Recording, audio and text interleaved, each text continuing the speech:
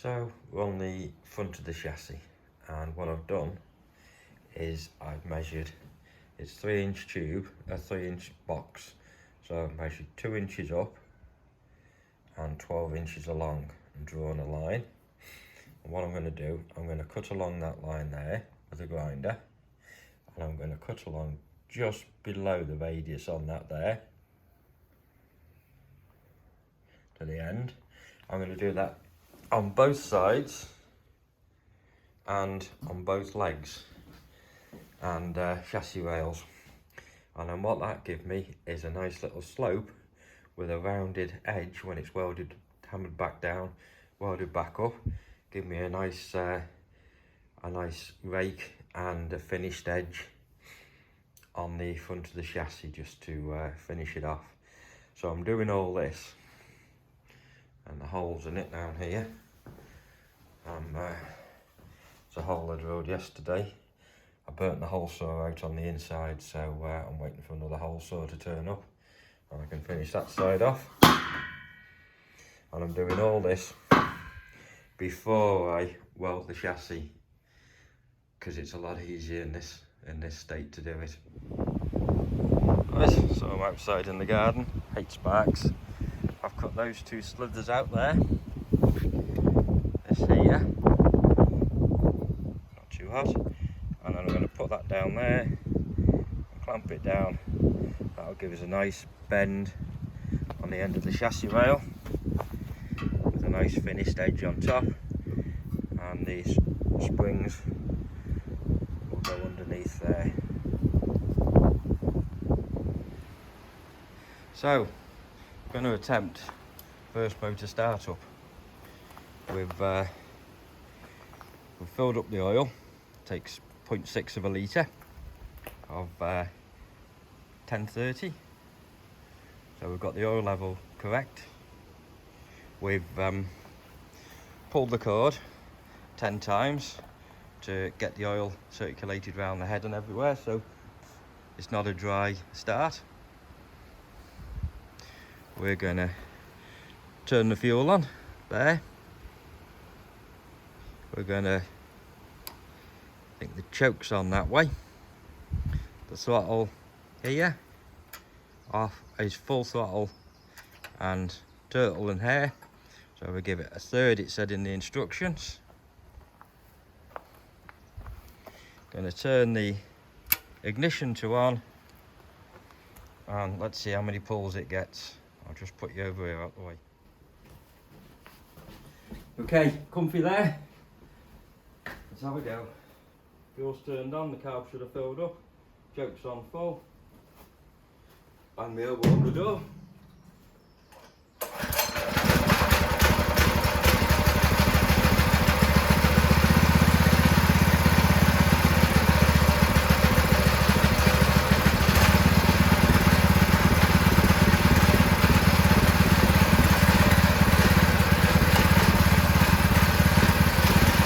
First pull from you.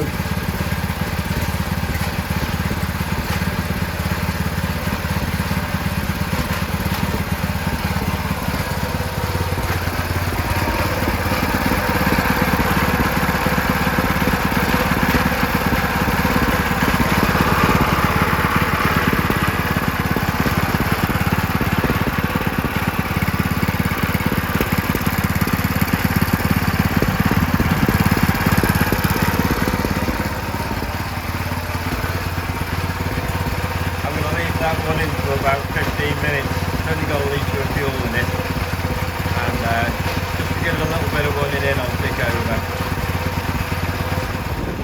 Okay, it's been running about 15 minutes now. I've been popping over, giving it a bit of throttle, and up on and off again. So it's dragging in any one place.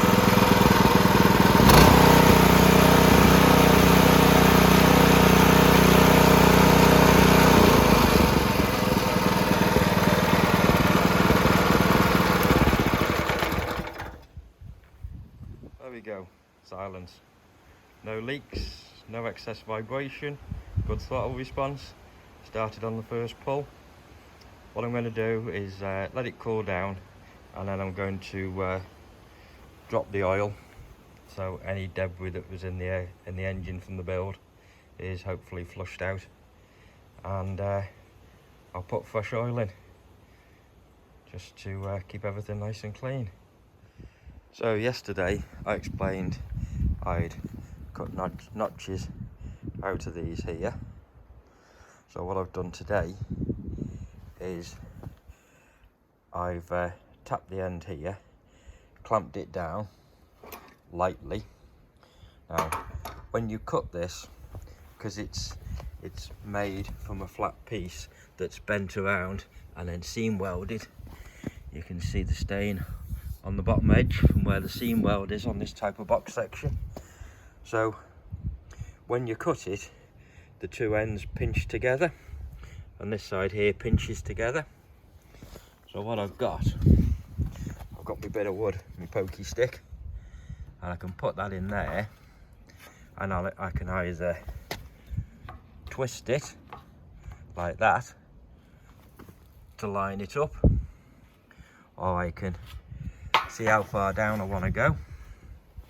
So say I wanted to go there, I put my thumb here, put it into there. Now I know that that's at that location there. Move it up to the side, and I can either do a combination of pushing or twisting to raise that edge up. So I can then with the other hand just put a quick tack on. If you want to see about welding, go somewhere else. I'm not the best, but this now means I've got this nice angle down here, I've got it tacked in place, and I can now weld along there, grind them off to make them look neat, and the two sides haven't collapsed in on each other. Just to add on this seam here, you can see it a bit clearer, the lighting's not best, but you can see that seam there. I'm trying to put these seams on the underside of the chassis so that when I'm drilling through, it doesn't knock the drill off on an angle, it will go straight where I drill it. Underneath it's not seen. So for aesthetics and for drilling to bolt things onto, I'm having the seam on the underside of the chassis rail. There's the holes drilled for the axle. If you can see, bigger one side than the other. So starting to get there. Second chassis rail over there, probably a better one to look at. There's the holes drilled for the axles or for the bearings. And the bearings are, there'll be two holes drilled here. I'll put a crush tube in the middle, just tack that in place so it doesn't squash the tubes when I squash the rails when I tighten it up, and I'll be able to clamp me bearings in there to hold the axle.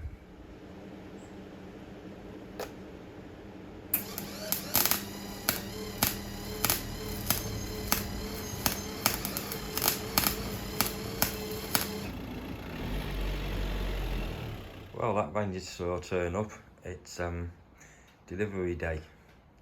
What I'd done, I'd ordered these springs off eBay, and I ordered the full kit, so you can imagine how much time this is going to save me. It's not cheap. The springs are one of the dearest parts, but they've got some springs that are specially bent of the right rate, because I know nothing about Cyclekarts, so I'm not messing around with the wrong spring ratings. You can see they're the same height, perfect bends. They've got bushes already fitted in them, so I'm not trying to source bushes. They've got the clamps that will weld under the front of the chassis rails. Perfectly cut out. Perfect gap on the spring bushes, it says. There we go. Bit of a snug fit, but yeah, no rattling around on there.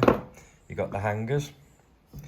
You've got the U-bolts to clamp it to the axle, all the right spec.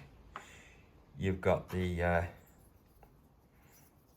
supports that will go on top of the axle there, and then the plates that will go on to hold it all down, all laser cut out. So they were 160 quid, 10 quid postage, but in my opinion, well worth it. The other thing I bought, this is on eBay from seller Southern 5060, was the engine plate. Again, laser cut out and good solid engine plate, perfectly marked up, perfectly cut out. It's saving me lots of time. It was 25 quid. So yes, you can save money. Yes, you can just put a flat sheet across there, but I don't think I know enough to start messing around like that just yet. Maybe on the second cart build. Did I just say second cart build? There we go, there's the engine, and also Royal Mail have just dropped off the torque converter. Again, I got that one off eBay. It's the 3/4 drive there and the 3/4 drive on the Hyundai there. So that'll all bolt on. I've got all the mounting bolts sorted, the drive belt sorted, and so many mounting holes to pick up on these 4 holes here, so I could have it in any orientation I wanted. And that's the velour one, which to be honest was only about 40 quid. So that was a bit of a bargain. So it's coming along. If I ever get time to weld the chassis undisturbed. Right, gotta crack on. Oh my god, this has sort of taken on a life of its own. I'm only 5 days in, and I'm going to be waiting for bits, definitely waiting for wheels. But I've got the engine that runs. We've jigged up and tacked together, only tacked together a chassis. And that seems okay. Managed to get hold of the springs and chamfered the front of the chassis rails so they look a bit better. So it was only last Saturday that I saw these things. I got home Sunday and I started building Monday.